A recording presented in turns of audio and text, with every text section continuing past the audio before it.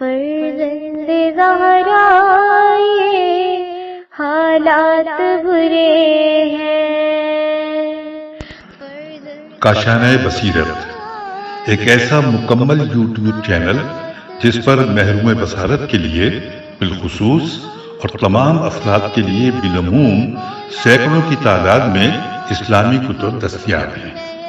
لہذا گزارش ہے کہ آپ اپنی ذمہ داری نبھاتے ہوئے کاشانہ بصیرت کو سبسکرائب کرنے کے ساتھ ساتھ بیل آئیکن کو پریس کیجیے تاکہ آپ علم کے حصول کے ساتھ ساتھ مذہب اہل بیت کی اشاعت میں بھی اہم کردار ادا کرتے رہیں۔ کاشانہ بصیرت۔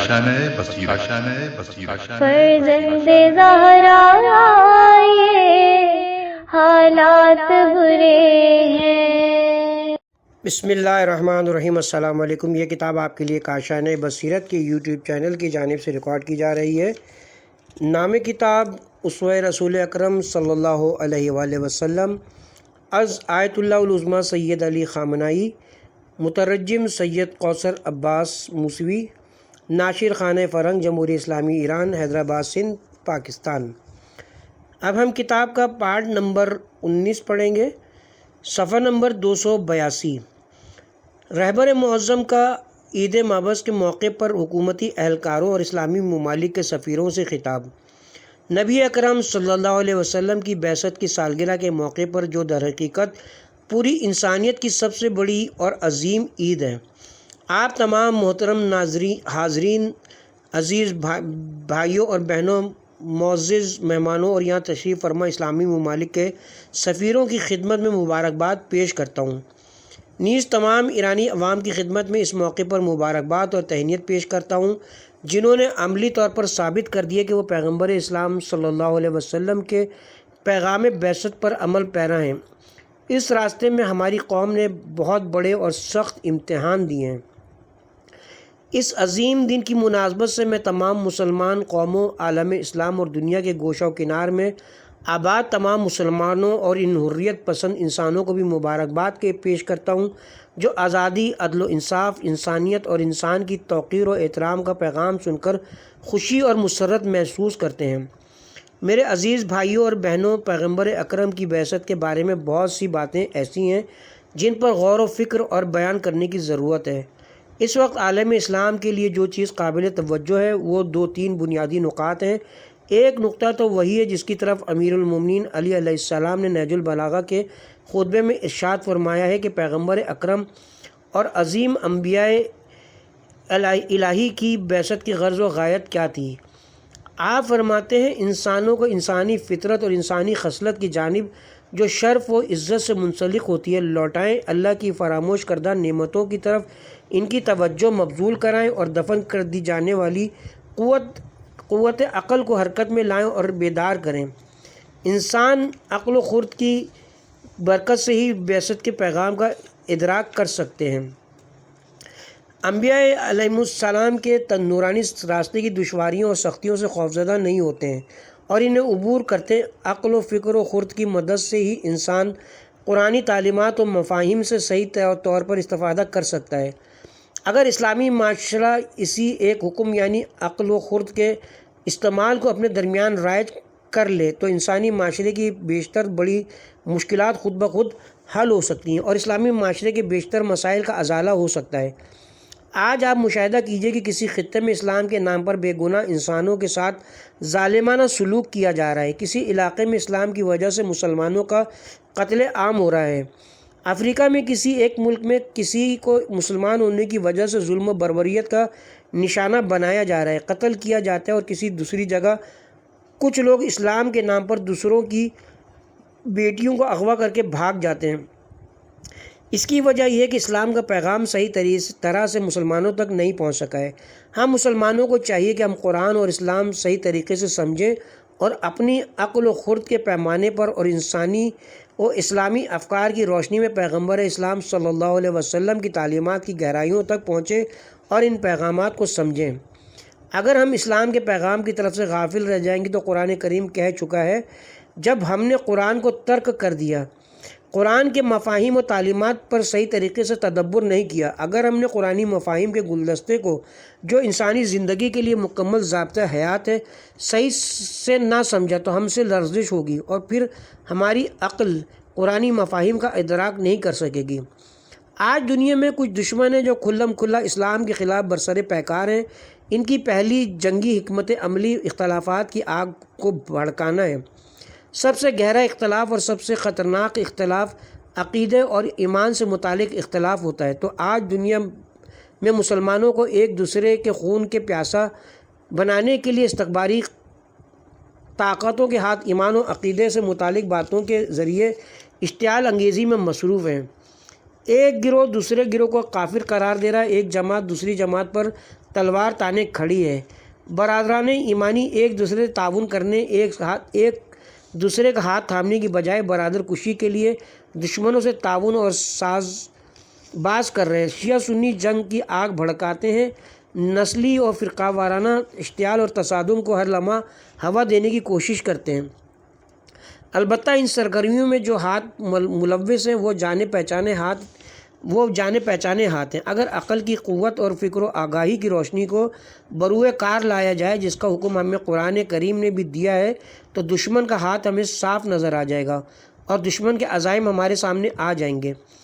آج عالم اسلام میں استکباری محاذ اپنے سامراجی اہداف کے حصول کے لیے اپنے مسائل اور مشکلات پر پردہ ڈالنے کے مقصد سے مسلمانوں کے اندر نفاق و منافرت کو ہوا دے رہا ہے۔ شیعہ فوبیا پھیلا رہا ہے، ایران فوبیا پھیلا رہا ہے، تاکہ غاصب صہیونی حکومت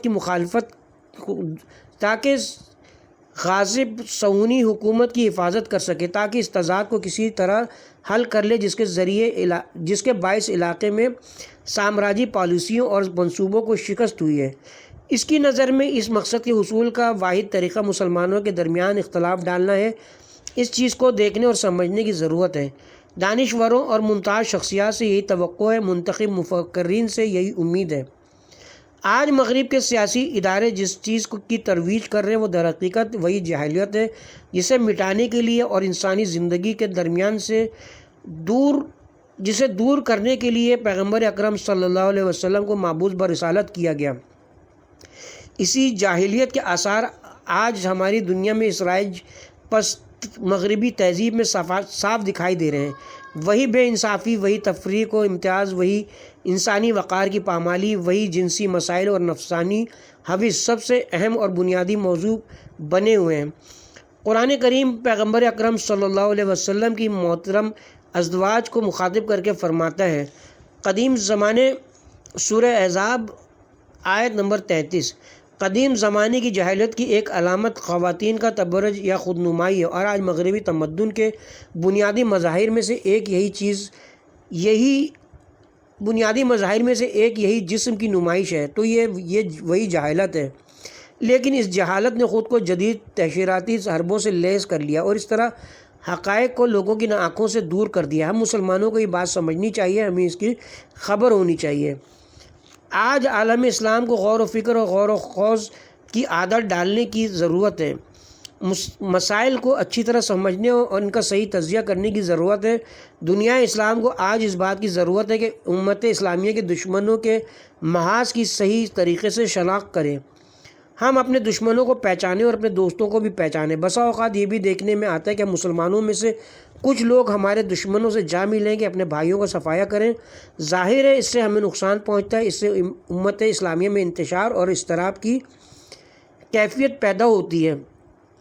مسلم امہ کمزور ہوتی ہے، اس کی وجہ بصیرت کا فقدان ہے۔ آج عالم اسلام کو اسی بصیرت و تدبر و تفکر کی ضرورت ہے، عقل کے دفینوں کو باہر نکالنے کی ضرورت ہے۔ عالم اسلام کی دوسری اہم ضرورت اتحاد و یکجہتی ہے۔ ہمیں فروعی اختلافات سے پسند اور مزاج کے اختلاف سے اعتقادی اور مسلکی اختلافات سے آگے بڑھ کر امت واحدہ تشکیل دینی چاہیے۔ سورہ انبیاء آیت نمبر 92، قرآن پر عقیدہ، پیغمبر پر، خدا یکتا پر، ایک کعبہ اور ایک قبلہ پر عقیدہ، یہ ساری چیزیں دشمن محاذ کا مقابلہ کرنے کے مقصد کے تحت عالم میں اسلام کے متحد ہو جانے کے لیے کافی نہیں ہیں۔ تو پھر کچھ لوگ کیوں نہیں سمجھتے؟ کچھ لوگ آخر کیوں ان روشن حقائق کو نہیں سمجھتے؟ ایران کو خطرہ بنا کر پیش کرنے اور شیعوں کو خطرہ ظاہر کرنے کے پیچھے امریکہ اور مغربی محاذ کا مقصد کیا ہے؟ اس بارے میں وہ کیوں نہیں سوچتے؟ تاکہ غاصب صہیونی حکومت جو آج عالم اسلام کے لیے سب سے بڑی مصیبت و آفت ہے، آسودہ خاطر ہو کر زندگی بسر کر رہی ہے، اپنی مشکلات پر غلبہ حاصل کر رہی ہے، اس غاصب حکومت کے اندر موجود ان علل و اسباب پر غلبہ حاصل کر لیتی ہے جو خود اسے تباہ کرنے دینے والے عوامل ہیں۔ ایسا ہو نہیں سکتا ہے مگر یہ کہ مسلمانوں سے سوچنے سمجھنے کی طاقت سلب کر لی جائے، ان کے درمیان تفرقہ ڈالا جائے، چھوٹے چھوٹے مسائل کو بڑھا چڑھا کر پیش کیا جائے۔ ہماری نظر میں اسلامی بیداری کی لہر وجود میں آ چکی ہے۔ دشمنوں کی جانب سے یہ کوشش ہوئی کہ اس بیداری کو کچل دیا جائے اور بعض جگہوں پر اسے کچل بھی دیا گیا ہے، لیکن اسلامی بیداری کی لہر ایسی نہیں ہے جسے حقیقت میں کچلا جا سکے۔ اسلام پر افتخار کرنے کا سلسلہ شروع ہو چکا ہے اور یہ پرچم بلند ہو چکا ہے۔ آج دنیا کے ہر گوشے میں مسلمانوں کے اندر اسلامی شناخت کا احساس محکم ہو چکا ہے اور مزید محکم ہو رہا ہے۔ اس سلسلے میں ملت ایران پر بہت اہم ذمہ داریاں ہیں جو اس نے پوری کی ہیں اور آئندہ بھی اپنی ذمہ داریاں پوری کرتے رہے گی۔ قرآن پر عقیدے کی مدد سے پیغام بعثت، پیغمبر پر ایمان کی مدد سے داخلی اتحاد و یکجہتی کی مدد سے، دشمن کے مقابل اپنی دلیری اور بے خوفی کی مدد سے، اللہ تعالیٰ کے وعدوں پر ایقان و اطمینان کی مدد سے ظاہر ہے۔ اللہ تعالیٰ نے صریح طور پر وعدہ کیا ہے۔ سورہ محمد آیت نمبر 7 ان عظیم ذخیروں اور اثاثوں کی مدد سے آگے بڑھ رہی ہے۔ اللہ نے چاہا تو ہم یکے بعد دیگر ان محاذوں کو جن کی ہمیں ظلم و جہل و ناانصافی کا مقابلہ کرنے کے لیے احتیاج ہے فتح کریں گے اور آگے بڑھیں گے۔ الحمدللہ نصرت خداوندی اور توفیقات الہی ملت ایران کے شامل حال رہیں اور ہم ایک قدم آگے بڑھتے گئے، رکاوٹوں کو یکے بعد دیگر عبور کرتے گئے۔ انشاءاللہ بفضل پروردگار آئندہ بھی یہ سلسلہ جاری رہے گا۔ حکام احساس ذمہ داری کے ساتھ مختلف شعبوں میں مصروف خدمت ہیں۔ الحمدللہ آج ہماری حکومت تازہ دم اور کام کے لیے آمادہ، اسلام سے اپنے رابطے اور اپنے مسلمان ہونے پر فخر کرنے والی حکومت ہے۔ اسے احساس ہے کہ اللہ تعالیٰ کی ذات پر ایمان کی برکت سے اسے عزت ملی ہے۔ حقیقت بھی یہی ہے۔ اس احساس کے ساتھ وہ کام کر رہی ہے، محنت کر رہی ہے۔ چیلنجز بھی درپیش ہیں، مشکلات بھی موجود ہیں۔ زندگی کے سفر میں یہ مشکلات پیش آتی رہتی ہیں۔ اگر باوقار زندگی بسر کرنی ہے تو اہل خرد و اہل فکر انسان عزت و شرف حاصل کرنے کے لیے انسانی وقار اور قرب الہی کے مقام تک خود کو پہنچانے کے لیے سختیاں مول لیتے ہیں۔ جو لوگ بے عقل ہیں وہ اپنی زندگی میں انہی مشکلات کو ذلت آمیز انداز میں برداشت کرتے ہیں، اللہ کو ولی امر ماننے کے بجائے شیطان کے تسلط کو قبول کرتے ہیں۔ سورہ مریم آیت نمبر 81-82 بے عقل و خرد افراد اور نظام اور دنیا کے غافل افراد جو فارمولہ اختیار کرتے ہیں، قرآن میں اس طرح رسوا قرار دیا ہے۔ وہ اللہ کی بارگاہ میں پناہ حاصل کرنے کے بجائے، اللہ کو ولی امر تسلیم کرنے کے بجائے، ہدایت خداوندی سے متمسک ہونے کے بجائے شیاطین کے تسلط کو قبول کرتے ہیں اور دشمنان اسلام اور دشمنان بشریت کا دامن تھامتے ہیں، اس طرح وقار اور عزت پا سکیں، لیکن اس طرح انہیں ہرگز عزت نہیں ملنے والی۔ ان کے ناپکار آقاؤں کی طرف سے بھی ان کی قدردانی نہیں کی جائے گی۔ قرآن کا یہ بیان بالکل روشن بیان ہے۔ اس بیان سے ہمیں سبق لینا چاہیے، راستے کی صحیح شناخت ہونی چاہیے۔ قرآن کا ہدایت کا راستہ انسانوں کو سعادت و خوشبختی کی منزل تک لے جاتا ہے۔ اللہ تعالیٰ سے طلب نصرت کرنے کی ضرورت ہے۔ الحمدللہ اسلامی جمہوری نظام ابتدا سے ہی دشمنوں کا سامنا کرنے کے اعتبار سے اللہ کے اس وعدے کو اپنا سہارا قرار دیتا رہا ہے۔ اس نظام نے ہمیشہ اس وعدے پر اعتماد اور بھروسہ کیا۔ ہم نے اللہ کے وعدے پر مکمل اعتماد کیا، حسن ظن رکھا۔ کفار اور ایمان سے عاری افراد کی طرح اللہ کے وعدوں کے سلسلے میں ہم عدم اطمینان اور شک و شبے کا شکار نہیں ہوئے، لہٰذا ہمیں کامیابی ملی، ہمیں انقلاب لانے میں کامیابی ملی، دفاع مقدس میں ہمیں فتح نصیب ہوئی، بین الاقوامی سطح پر گوناگون اقتصادی، سیاسی اور سماجی مقابلوں میں اب تک ہمیں کامیابیاں نصیب ہوئی ہیں۔ انشاءاللہ آئندہ بھی یہ سلسلہ جاری رہے گا۔ یہ ایرانی قوم کا راستہ ہے، ہماری عظیم الشان رہنما حضرت امام خمینی پر اللہ تعالیٰ کی رحمتیں نازل ہوں، انہوں نے ہمارے سامنے یہ راستہ کھولا۔ عظیم شہیدوں پر اللہ کی رحمتیں نازل ہوں جنہوں نے اس راہ میں اپنی جانوں کے نذرانے پیش کیے۔ ملت ایران پر اللہ کی رحمتیں نازل ہوں جس نے ہر مرحلے پر اپنی آمادگی کا اعلان اور مظاہرہ کیا۔ ہمارے حکام پر اللہ کی رحمتیں نازل ہوں، حکومتی عہدیداروں پر اللہ کی رحمتیں نازل ہوں جو اس میدان میں ہمیشہ فداکاری، جانفشانی اور قربانی کے لیے تیار رہتے ہیں۔ والسلام علیکم ورحمۃ اللہ وبرکاتہ۔ عید مابعث کے موقع پر حکومتی اہلکاروں اور اسلامی ممالک کے سفیروں سے خطاب۔ 27 مئی سن 2014۔ رہبر معظم کا حکومتی اہلکاروں اور 28ویں بین الاقوامی وحدت اسلامی کانفرنس کے شرکاء سے خطاب۔ نبی اکرم صلی اللہ علیہ وسلم اور امام جعفر صادق علیہ السلام کی ولادت و سعادت کے موقع پر اس محفل میں شریک تمام مہمانان گرامی کو مبارکباد پیش کرتا ہوں۔ مملکت اسلامی کے اعلیٰ حکام ہفتہ وحدت کے پروگراموں میں شرکت کے لیے تشریف لائے ہوئے مہمانان گرامی اسلامی ممالک کے سفراء یہاں تشریف فرمائے، آپ سب کو اس عظیم اور بابرکت عید کے موقع پر مبارکباد پیش کرتا ہوں۔ اسی طرح میں ملت ایران، مسلمان اقوام اور دنیا بھر کے ان تمام حریت پسندوں کو بھی مبارکباد پیش کرتا ہوں جن کے نزدیک انسانیت اور حریت پسندی کی قدر و قیمت ہے، کیونکہ آج کا دن علم اور عقل و خرد کے پیغمبر کی ولادت کا دن ہے۔ آج کا دن اخلاق و رحمت، اتحاد و وحدت اور دوسرے اعلیٰ انسانی اقدار کے پیغمبر کی ولادت کا دن ہے۔ جو کوئی بھی ان عظیم اور اعلیٰ انسانی اقدار کو پسند کرتا ہے وہ آپ کے ساتھ عشق اور محبت کرتا ہے۔ ہم مسلمان جو اس عظیم ہستی کی پیروی کا دعویٰ کرتے ہیں، اس بات پر افتخار کرتے ہیں اور اس راہ پر ثابت قدم رہتے ہوئے اپنی جان و مال بھی قربان کرنے کے لیے تیار ہیں۔ ہمارے لیے ضروری کہ ہم ان تعلیمات کے پیچھے چلیں جنہیں اللہ کے رسول صلی اللہ علیہ وآلہ وسلم ہمارے لیے لے کر آئے، یعنی علم، عقل، حکمت، رحمت و اتحاد و وحدت، اخلاق اور دیگر وہ تمام اعلیٰ انسانی اقدار جن کے لیے آپ حامل تھے، اور حضرت امام جعفر صادق علیہ السلام نے جن کی ترویج اور نشر و اشاعت کے لیے وسیع پیمانے پر جد و جہد کیا۔ ہم انہیں سیکھنے اور حاصل کرنے کی کوشش کریں۔ ایسا کرنا آج تمام مسلمانوں کا فرض ہے۔ البتہ لوگوں کی بڑی تعداد حکمرانوں، حکومتوں، ممتاز شخصیات، دانشوروں، علماء اور سیاستدانوں کے پیچھے ہوتی ہے اور اس میدان میں اصلی ذمہ داری بھی انہی کے دوش پر عائد ہوتی ہے۔ آج جب میں اپنے اسلامی معاشرے اور عالم اسلام کے مسائل کا جائزہ لیتا ہوں تو اس نتیجے تک پہنچتا ہوں کہ عالم اسلام کو ان تمام انسانی اقدار کی ضرورت ہے۔ عالم اسلام کو عقل و خرد کی ضرورت ہے تو اخلاق بھی اہم ہے، لیکن عالم اسلام کے لیے آج جس چیز کی سب سے زیادہ ضرورت ہے وہ اتحاد و یکجہتی ہے۔ ہم مسلمان ایک دوسرے سے بہت دور ہو گئے۔ افسوس کا مقام ہے کہ اس سلسلے میں دشمن نے جو پالیسیاں اختیار کیں وہ کامیاب رہیں اور دشمنوں نے مسلمانوں کو، مسلم جماعتوں کے دلوں کو ایک دوسرے سے جدا کر دیا۔ آج ہمیں وحدت اور اتحاد کی سخت ضرورت ہے۔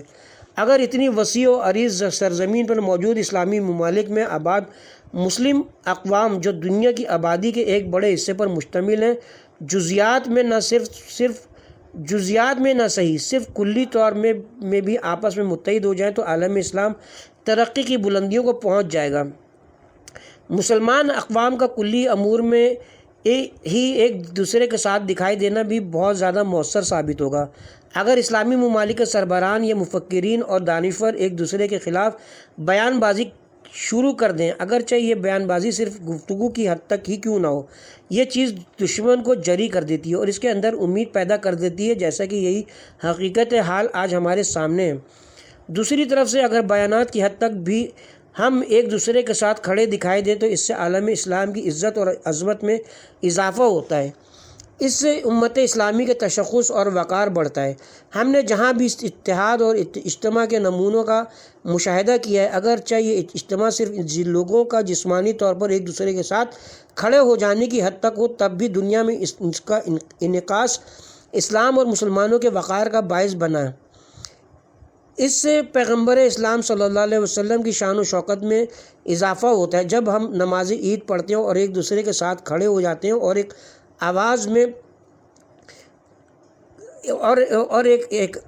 آواز ہوتے ہیں تو نماز میں لوگوں کا جسمانی طور پر ایک دوسرے کے شانہ بشانہ کھڑا ہو جانا بھی پیغمبر اسلام صلی اللہ علیہ وسلم کے لیے عزت اور شوکت کا باعث ہے۔ یہ امت اسلامیہ کے اعزاز و احترام کا باعث ہے۔ اسی طرح حج کا اجتماع بھی ایسا ہی ہے۔ اس سال آپ نے ملاحظہ فرمایا کہ امام حسین علیہ السلام کے چہلم کے موقع پر کئی ملین انسان ایک دوسرے کے ساتھ کھڑے نظر آئے۔ خود یہ عظیم اجتماع مسلمانوں کا بڑی تعداد میں جمع ہو جانا، اس میں صرف شیعہ ہی نہیں تھے بلکہ اہل سنت بھی شامل تھے۔ پوری دنیا میں اس کی گونج سنی گئی، لوگوں نے اس کی تعظیم کی، اسے باعظمت اجتماع قرار دیا، اسے دنیا کا سب سے بڑا عظیم عوامی اجتماع قرار دیا۔ ان لوگوں نے جو اسلامی امور اور علاقے کے حالات پر ہمیشہ نظریں جمائے ہوئے ہیں۔ اس موقع پر جب اس عظیم اجتماع کا ذکر آ گیا ہے تو میں مناسب بلکہ ضروری سمجھتا ہوں کہ عراق کی حکومت، عراق کی عوام اور قبائل کا شکریہ ادا کروں، جنہوں نے اس عظیم امتحان میں اصرار، فداکاری، قربانی، بزرگی اور عظیم خدمت کی مثال قائم کر دی ہے۔ اس سال کربلا کا چہلم میں اجتماع بڑا عجیب اور حیرت انگیز تھا۔ اسلام دشمن عناصر اور اہل بیت علیہم السلام کے دشمنوں نے اپنے خیال میں کربلا کے راستے کو مسدود کر دیا تھا، مگر آپ دیکھیے کہ کیسا عظیم منظر نمودار ہوا۔ پس اگر صرف جسمانی طور پر لوگ ایک جگہ جمع ہو جائیں تو ایسے عظیم مناظر وجود میں آتے ہیں۔ اگر ہم ایک ساتھ ہو جائیں، اسلامی ممالک، مسلم اقوام، سنی و شیعہ، اسی طرح اہل سنت اور اہل تشیع کے مختلف فرقے، ایک دوسرے کے بارے میں اپنا دل صاف کر لیں، ایک دوسرے کے متعلق بدگمانی ختم کر دیں، سوء ظن پیدا نہ کریں، ایک دوسرے کی توہین نہ کریں، تو پھر دیکھیے کہ دنیا میں کیا انقلاب برپا ہوتا ہے، اسلام کا وقار کیسے بڑھتا ہے۔ لہٰذا اس دور کی اہم ضرورت اتحاد ہے، صرف اتحاد۔ آج سنیوں اور شیعوں کے درمیان بھی ایسے عناصر موجود ہیں جو انہیں ایک دوسرے سے دور کرنے کے لیے سرگرم ہیں۔ اگر آپ ان عناصر پر نظر رکھیں گے تو معلوم ہو جائے گا کہ ان کے تعلقات اسلام دشمن غیر ملکی جاسوسی اداروں سے ہیں۔ وہ صرف ایران کے دشمن نہیں بلکہ وہ اسلام کے دشمن ہیں۔ جس شیعہ کا رابطہ برطانیہ کی MI6 سے ہو اور جس سنی کا تعلق امریکہ کی CIA سے ہو، وہ نہ تو شیعہ ہے اور نہ سنی، دونوں ہی اسلام کے دشمن ہیں۔ ہم اسلامی جمہوریہ ایران میں 35 سال سے یہی نعرہ لگا رہے ہیں، اور صرف نعرہ نہیں لگا رہے ہیں بلکہ اس پر عمل بھی کر رہے ہیں۔ اسلامی جمہوریہ ایران نے عالم اسلام میں اپنے بھائیوں کی اب تک جو مدد کی ہے، اس کا زیادہ تر حصہ سنی بھائیوں کو گیا ہے۔ ہم فلسطینیوں کی مدد کے لیے کھڑے ہو گئے، ہم نے مختلف ممالک کے مومن عوام کی مدد کی، کیونکہ ہم جانتے تھے کہ مسلمانوں کے درمیان اتحاد کا مسئلہ اس وقت اسلامی دنیا کا سب سے اہم اور بنیادی مسئلہ ہے۔ میں عالم اسلام کے علماء کرام، دانشوروں اور سیاسی رہنماؤں سے سفارش کرتا ہوں، انہیں تاکید کرتا ہوں کہ وہ اختلاف اور تفرقہ کی باتیں نہ کریں۔ دنیا میں کچھ لوگ اسلام ہراسی پھیلانے کے لیے پیسے خرچ کر رہے ہیں۔ اسلام دشمن عناصر دنیا میں اسلام کی مسخ شدہ تصویر پیش کرنے کی کوشش کر رہے ہیں۔ ایسے حالات میں ہم آپس میں ایک دوسرے کے خلاف کام کرنے پر کمر بستہ ہو جائیں، لوگوں کو ہراساں کریں، یہ خلاف حکمت اور خلاف سیاست کام ہے۔ میں نے سنا ہے کہ ہمسایہ ممالک کی بعض حکومتوں نے اپنی خارجہ پالیسی ایران دشمنی پر استوار کر رکھی ہے۔ آخر کیوں؟ یہ اقدام تو عقل کے خلاف ہے، یہ کام تو حکمت کے خلاف ہے، یہ فعل تو احمقانہ ہے۔ انسان کیوں اتنی بڑی غلطی کا ارتکاب کرے؟ ہم اس کے بالکل برعکس عمل کرتے ہیں۔ ہم نے اپنی خارجہ پالیسی کو تمام مسلم ممالک، علاقے کے ممالک، ہمسایہ و غیر ہمسایہ سب سے دوستانہ اور برادرانہ تعلقات کی بنیاد پر وضع کیا ہے۔ یہ ہماری پالیسی ہے، ہم نے اسی طریقے پر کام کیا اور آئندہ بھی یہی طریقہ کار جاری رہے گا۔ الحمدللہ آج ایرانی قوم کے اندر یہ بصیرت، یہ شعور اور یہ ادراک پروان چڑھ چکا ہے کہ اس کے ملک کے مستقبل کی بہتری کا انحصار وحدت اسلامی مسلم اقوام سے اتحاد اور دیگر ممالک سے دوستانہ تعلقات پر ہے۔ البتہ کچھ لوگ ہیں جو رخنہ اندازی اور خلل ڈالنے کی کوشش کرتے ہیں، بدگمانی پیدا کرنے کی تلاش کرتے ہیں، غلط وسوسے پیدا کرنے کی کوشش کرتے ہیں، لیکن الحمدللہ ہماری عوام اور ہماری قوم نے اس حقیقت کو اچھی طرح سمجھ لیا ہے۔ ہمارے عظیم الشان رہنما حضرت امام خمینی رضوان اللہ تعالیٰ علیہ نے اسلامی انقلاب کی فتح سے پہلے اور اسلامی جمہوریہ نظام کی تشکیل کے بعد مسلمانوں کے درمیان اتحاد و یکجہتی کا جو نعرہ لگایا تھا، اس نے اپنا اثر دکھایا۔ ہماری عوام میں آگاہی پیدا ہوئی، یہ ذمہ داری سب کی ہے۔ آج دنیا کی گوشہ و کنار میں آباد تمام مسلمانوں کو چاہیے کہ وحدت اسلامی کے موضوع پر غور کریں، اسلامی اتحاد کے بارے میں فکر کریں۔ اگر ہم امت مسلمہ کے بارے میں سوچیں گے تو ہمارے اپنے ملکی مفادات بھی پورے ہوں گے۔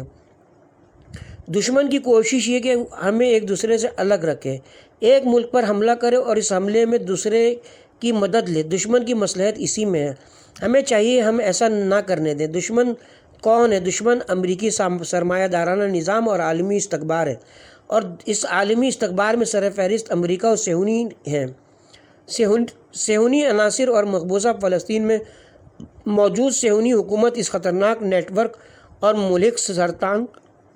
ملک سرطان کا ایک جز ہے جسے صہیونیوں نے عالمی سطح پر تشکیل دیا ہے۔ ان کے مقابلے میں ہمیں متحد ہو جانا چاہیے، ڈٹ جانا چاہیے۔ اس کا مقابلہ کرنے کے لیے ہمیں اسلام کا سہارا لینا چاہیے، قرآن کی تعلیمات سے رجوع کرنا چاہیے۔ بعض باتیں سننے میں آتی ہیں کہ کچھ تحریریں دکھائی دیتی ہیں اور لوگ بعض باتیں کہتے ہیں اور لکھتے ہیں جن میں قرآنی آیات پر توجہ نہیں دی جاتی ہے۔ سورہ بقرہ آیت نمبر 136 کا مطالعہ کریں۔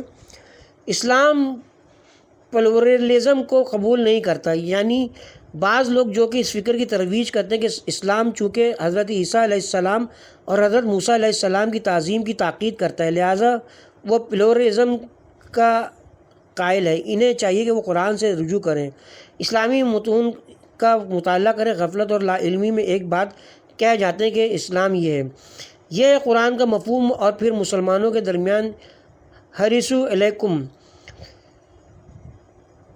سورہ توبہ آیت نمبر 28 کی تلاوت کریں۔ پیغمبر اسلام صلی اللہ علیہ وسلم کے بارے میں ارشاد ہوتا ہے، مومنین کے لیے بڑی رحمدلی ہے، مگر ان لوگوں کے مقابلے میں جو تم سے دشمنی کرتے ہیں اور تمہارے دشمن ہیں، اشداد بنو، یعنی انتہائی سختی سے پیش آؤ، ریت کی طرح نرم نہ بنو کہ دشمن جہاں سے بھی چاہے در اندازی کر لے۔ مضبوط اور مستحکم رہو، استوار اور پائیدار رہو، لیکن ایک دوسرے کے بارے میں دل صاف رکھو، آپس میں مہربان رہو، آپس میں مہربان رہو، تمہیں ایک دوسرے سے الگ نہ کرے، نہ سرحدیں تمہارے اندر جدائی ڈال سکے، جغرافیائی سرحدیں تمہیں ایک دوسرے کا دشمن نہ بنا سکیں۔ یہ وہ درس ہے جو نبی اکرم صلی اللہ علیہ وسلم سے ہمیں ملا ہے۔ آج پیغمبر اسلام صلی اللہ علیہ وسلم کی ولادت باسعادت کی مناسبت سے بہت بہتر ہے کہ ہم یہ سبق حاصل کریں۔ نبی کریم صلی اللہ علیہ وسلم کی صرف مدح خوانی اور نعت خوانی کافی نہیں ہے، ہمیں سبق سیکھنا چاہیے کہ ہمیں وہ ہدف سمجھنا چاہیے جس کے لیے حضرت صلی اللہ علیہ وسلم کو رسالت دے کر مبعوث کیا گیا، اور پھر اس ہدف کو عملی جامہ پہنانے کی کوشش کرنا چاہیے۔ میں نے عرض کیا کہ آج اتحاد و یکجہتی عالم اسلام کی سب سے اہم اور عظیم ضرورت ہے۔ ہماری دعا ہے کہ اللہ تعالی ہم سب کو یہ توفیق عطا فرمائے کہ اپنی کہی ہوئی باتوں پر عمل کریں۔ پروردگار عالم اسلام اور امت اسلامی کو روز بروز زیادہ سے زیادہ مضبوط اور مستحکم اور سرفراز فرمائے۔ والسلام علیکم ورحمۃ اللہ وبرکاتہ۔ اعلیٰ حکومتی اہلکاروں اور 28ویں بین الاقوامی وحدت اسلامی کانفرنس کے شرکاء سے خطاب، 9 جنوری سن 2015۔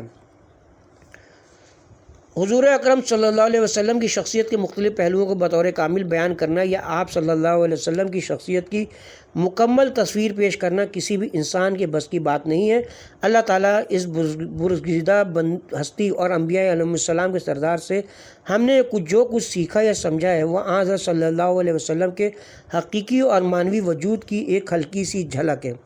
اس کے ساتھ ہی یہاں پر کتاب کا پارٹ نمبر 19 اپنے اختتام کو پہنچا اور کتاب بھی اپنے اختتام کو ہوئی۔ والسلام۔